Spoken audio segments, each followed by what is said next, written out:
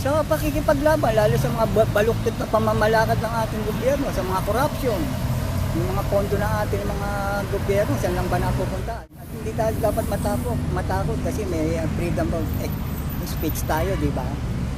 Ganun yun. Kung ikaw nagsisikap, makakamtam mo yung mga miniminti mong pag-aasinso ng konti. Ganon ang buhay ni Andres Bonifacio nagsikap siya. Magtrabaho ka ng marangal, masarap kamtin yung biyayang pinagpaguran mo sa malinis na pamumuhay. Ganon siya, di ba? Kung titingnan kung ano yung nagawa ni Bonifacio ng mga kabataan ngayon,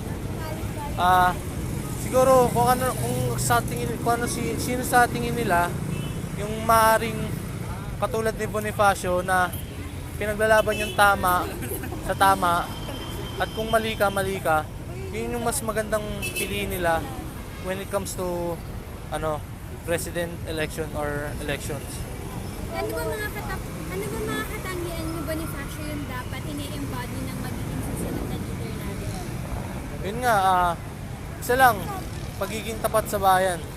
Loyal lang. Kung ano yung karapat-dapat na ibigay sa bayan, yun lang.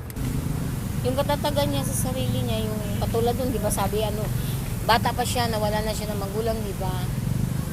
Tapos siya yung nagtataguyod sa pamilya niya. Kumbaga sa yung lakas ng loob.